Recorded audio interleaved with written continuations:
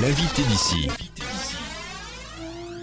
11 908, le prix de la vie. Jérémy Tarade, vous êtes le réalisateur de ce film. Tout à fait. Robert Salomon, vous êtes le héros de ce film. Bonjour. Peut-être. En tout cas, avec vous, on va parler de cet ouvrage qui a pour cœur et pour ligne conductrice, on pourrait dire, la liberté. C'est quelque chose dont on vous a privé, Robert Salomon, dans les années 40 ? Tout à fait, puisque c'était à l'époque guerrière, à l'époque où les Allemands nous ont envahis et nous ont quasiment pas martyrisés, mais à l'époque pervertis beaucoup. Vous avez lutté contre la tyrannie, vous en avez été une des victimes également, Robert Salomon.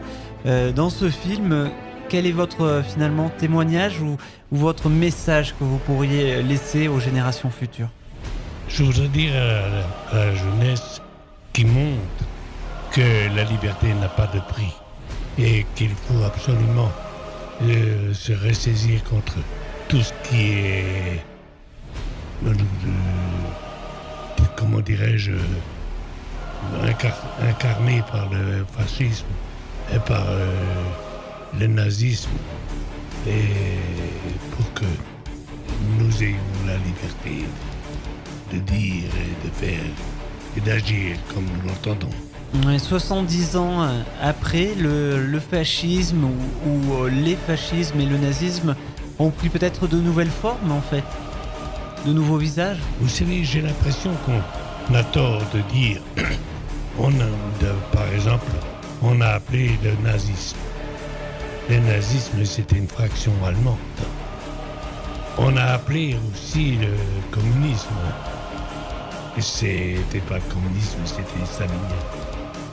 Vous voyez la différence que je veux dire. Et nous avons vécu les uns les autres dans des conditions différentes, le traumatisme de ce que ceci nous a amené à faire.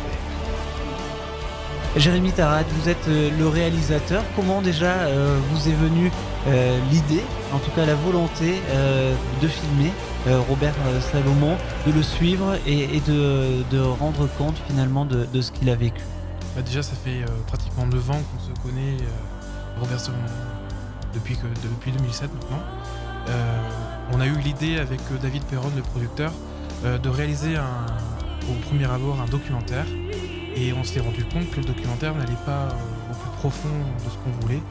Donc c'est là où on a décidé de faire un documentaire fiction dont Robert Salomon a magnifiquement bien joué dans ce film. Je vous laisse m'expliquer un petit peu ce que les gens vont pouvoir voir dans ce magnifique film, Le prix de la vie. Alors en fait dans ce film, on s'est basé sur l'histoire de Robert Salomon. On a fait en sorte qu'il raconte l'histoire avec son petit-fils. Que son petit-fils va trouver une affiche, un poster devant un lycée où il fait voir que Robert Salomon va témoigner dans ce lycée. Et son petit-fils n'est même pas au courant de l'histoire de Robert Salomon. Et donc il va contacter Robert Salomon, il va lui poser la question qu'est-ce qui s'est passé, pourquoi vas-tu dans le collège. Et c'est comme ça que l'histoire commence, avec des scènes de reproduction qu'on a refait dans le Briançon, Château des Alpes, les Ailles, Serrières et Paul Dragon. Donc gros travail qu'on a fait. Alors ça a été tourné dans les Hautes-Alpes où vous êtes installé, Robert Salomon. Vous étiez franc-comtois, je crois, à l'origine. Je suis franc-comtois d'origine, oui, tout à fait. Et cette histoire, quand vous l'avez, quand vous avez fini la guerre, en tout cas, vous disiez, les gens ne nous croyaient pas, ne croyaient pas en cette horreur absolue. Tout à fait. La preuve, c'est que lorsqu'en 1944, la guerre était au compte de l'Allemagne, les Français ont été enthousiastes pour leur libération et le retour de la France forte et entière. Et lorsque nous sommes revenus, les prisonniers de guerre qui étaient plus antisémites ont été subjugués, comment dirais-je, ont été la force française qui récupérait la France par et les des choses qui étaient ordinaires et qui n'ont pas été écrites. Elles ont été écrites par la suite lorsqu'on sortit les photos qui s'étaient passées ont été concevables, mais pas avant.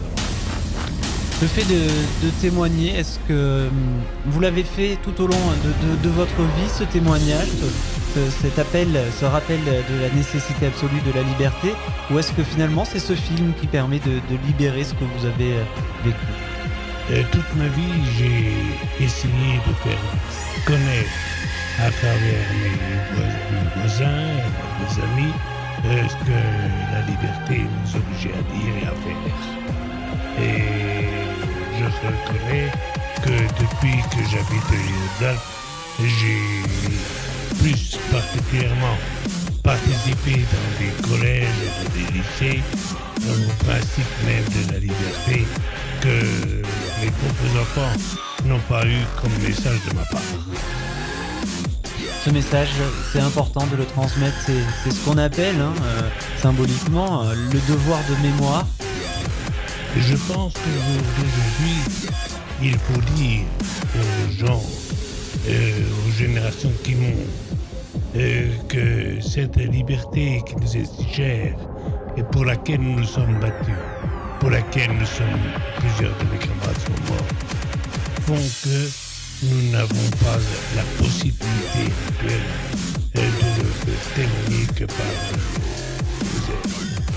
et votre Il faut que chacun se révolte, on pourrait dire, ou en tout cas se batte pour maintenir la liberté. Oui, parce que la liberté n'a pas de vie. C'est ce que vous dites justement. 11 908, c'était votre numéro de matricule au camp. Oui, parce que lorsque j'ai été arrêté et déporté au camp des Zoutov, mon numéro matricule était 11 908 et c'est celui que j'ai porté durant toute ma captivité. Vous avez 19 ans à ce moment-là. Oui, j'ai été arrêté, j'avais 18 ans, oui, effectivement. Vous en ressortez, vous avez presque 20 ans.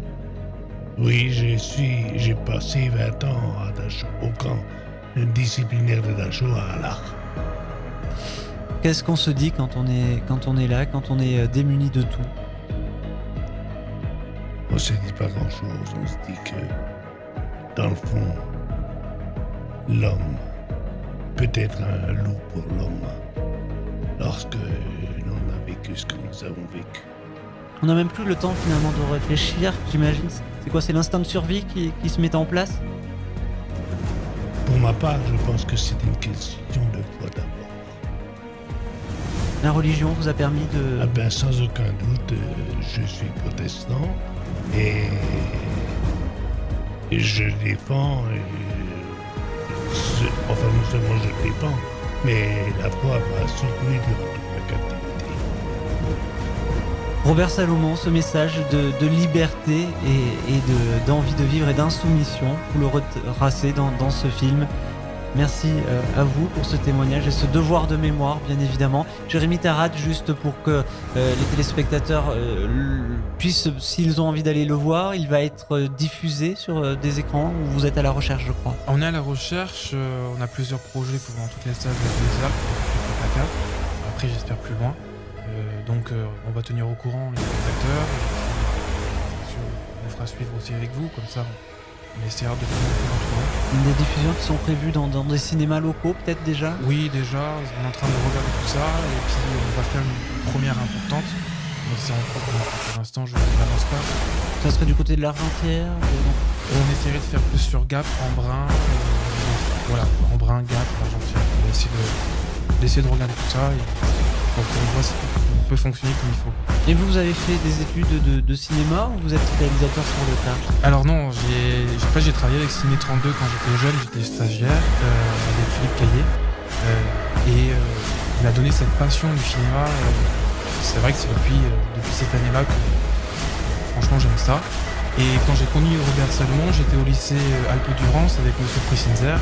Et ils m'ont posé la question, est-ce que tu es capable de nous faire un film sur Robert Salomon ?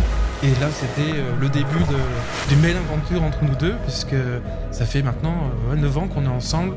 On a fait plusieurs films, je crois qu'on est arrivé à 15 films ensemble sur son devoir de mémoire. Et en plus, il a même été mon témoin de mon mariage, je m'en rappelle encore. Tu te rappelles, Robert, hein? Donc voilà, c'est une grande aventure qu'on a ensemble et c'est pour ça que le film 11208 est vraiment important parce qu'on ressent tout l'amour de Robert dans ce film et l'amour qu'en plus de ça que je lui porte aussi parce que c'est vraiment un ami très proche. C'est pour ça que ce film il est vraiment touchant. Merci à vous deux. Merci beaucoup. Merci. L'invité d'ici.